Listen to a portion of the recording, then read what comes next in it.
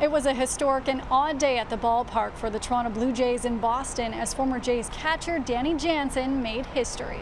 This game is frozen in time. He is the batter of record until the PA announcer says now batting in place of Danny Jansen is Dalton Varsho. A game like no other that was full of more twists and turns and head-scratching moments than one can count. Why?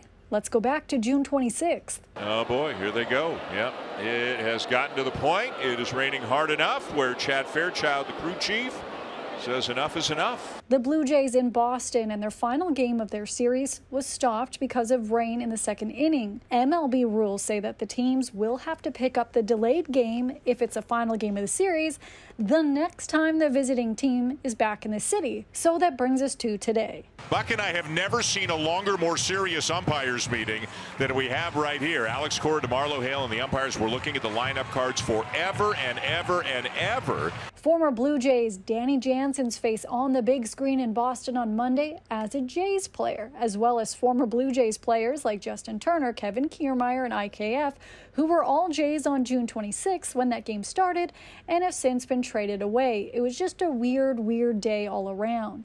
Now, when that game stopped back in June, Danny Jansen was at the plate getting drenched in his Blue Jays jersey. Since then, he was traded to, of all teams, the Boston Red Sox. On Monday, Jansen became the first MLB player to play for both teams in one game when the teams officially finished that game that was suspended back in June. And here's Danny Jansen. And he gets a warm ovation. I don't know how many Blue Jays fans are here. We can look down and see a fair number of blue jerseys. Easy to see blue jerseys here at Fenway. He was over kind of right when we got here, looking weird in his Red Sox gear. He actually has a nice haircut for once. Looks like he's cleaned up his act over here in Boston, and it was just great to catch up with him. He said his family's here, his parents are here, kind of a cool day for him in particular. The game picked up in the second inning, where 61 days ago when it was paused, Davis Schneider was on first base, and he returned there today. Since June, a number of young players have joined the Jays and over the last month have made their MLB debut. Now get this, if they had their debut, say in July or even in August, because they played in Monday's game that technically started on June 26th, it now says their debut was on June 26th. Honestly, this is just wild. I know it's a head-scratcher, but it's kind of fun. It doesn't happen every day. Now, let's get to the actual game. This is chopped weakly up the line. Servin giving chase, and it hits Devers, and a run is going to come in to score.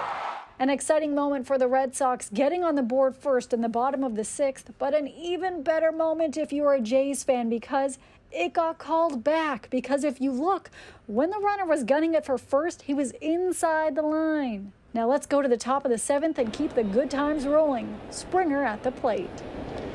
Springer gets a ball high in the air to deep left field, and this one is going to be long gone.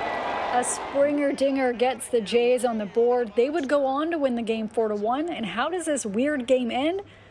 With a Danny Jansen strikeout. And Sunday here at the Rogers Center in Toronto, Blue Jays pitcher Kevin Gausman inched closer to tying Jays history.